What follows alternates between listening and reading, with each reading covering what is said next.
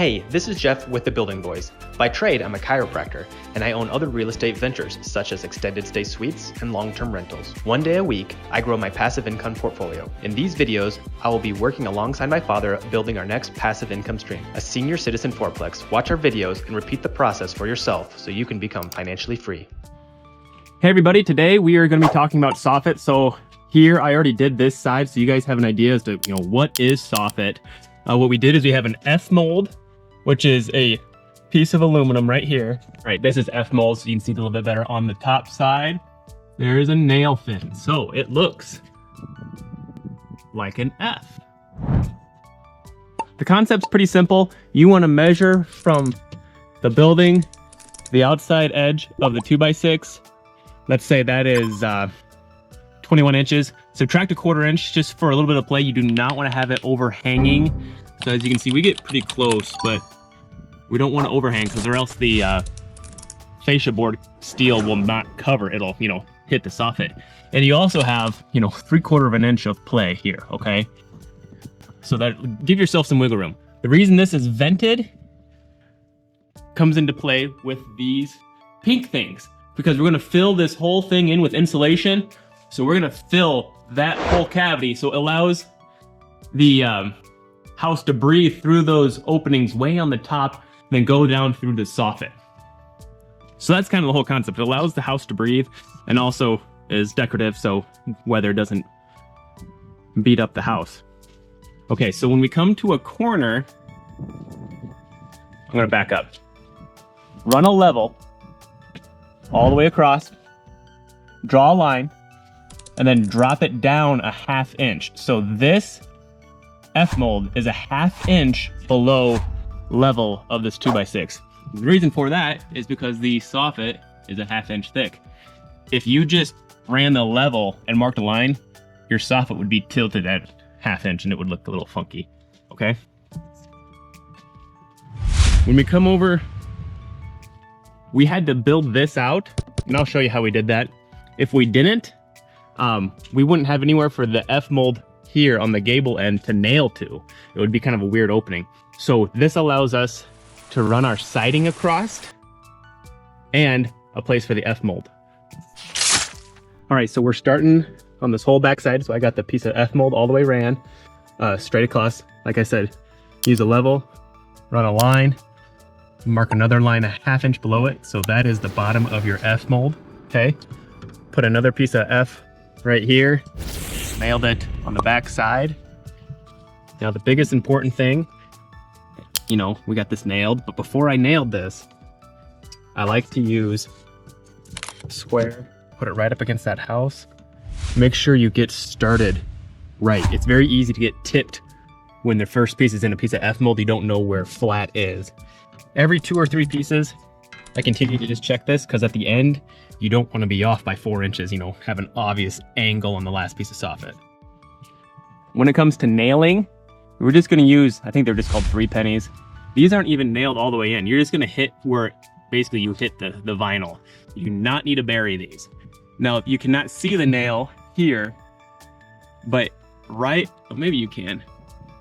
There you go. That nail is tight. So every nail that's on the actual nail fin is tight, while these ones are loose. Just the nature of the beast. You'll never have an issue with these things sliding. It's starting to rain a little bit. Okay, so here's another one of those gable ends so that siding can go all the way across and the F mold can run diagonally right there. All right, so here's one of these that I built. 2x4 right here goes level. You just run that level, mark a line so that 2x4 runs level. Since there's nothing really easy for you to connect to the house right there, we made a 2x6 right there to angle into. Then we also put another 2x6 right there so that we have something for the OSB to nail to so that the OSB doesn't tilt inward, okay? Then we just take that OSB, run it straight across so that where the tie vac is to the OSB is straight across for that siding and for that F channel. I want you guys just to be able to kind of see how we did that. I'm sure there's someone that'll say I did it wrong. When it comes to where do I start? Do I start here on the inside corner or on the outside corner. If I was you, I would start on the outside corner. It's very simple. Work your way this way, because then we're gonna get to a 90 degree. So when we come to here, we just run a level, run a piece of F mold all the way across, and then we build that. Okay, now this is a double-edged F mold. This isn't connected to anything as far as the house. Here's another look at the double F mold. So I literally just took 2 pieces of F mold. I did just tack it in right here just so it didn't blow away. And I just have those 2 pieces of F mold screwed together. But I could just literally take this and pop it out right now. It will not go anywhere after we build this soffit going this way, okay? So I want to come back to this again. So we have the F mold that's just kind of dangling by itself. Then we put the soffit pieces. They're just 2 pieces. And then we run another F mold right here. Then we can build our F mold for the gable end. Okay, the key to cutting this stuff so easily is using a plywood blade. But as you can notice, I put it on backwards. This way that vinyl won't chip. You start from the back and then pull forward. It'll be a perfect cut. So plywood blade, put on backwards. Another thing to be cognizant of, you do not want to push this all the way in and leave.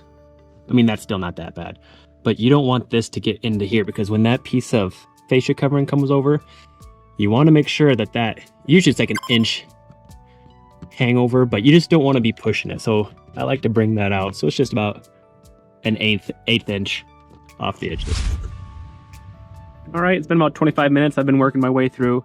Now we're getting to this little exhaust. This is just for the shower. It's really simple. It's supposed to come with a bracket that comes around it, but the lumberyard failed to give that to me. So we had to make our own little 2x4 thing. So this will just screw in.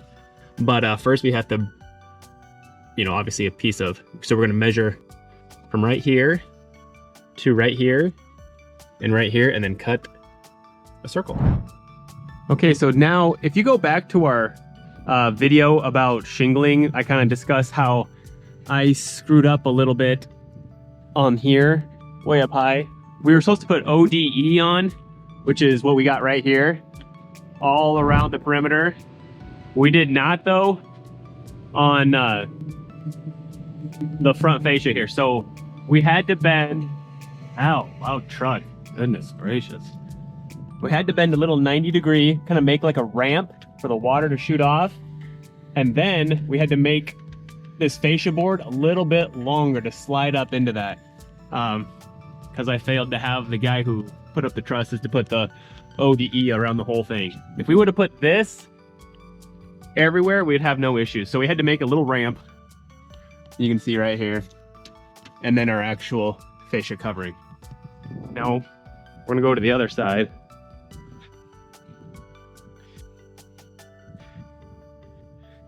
Once again, you can kind of see our little ramp we made here. But whenever you come to a 90 degree, make sure you bend that over. You don't want to have just a hard cut and a hard cut, because then you leave an opening right here at this angle, okay? So always bend over.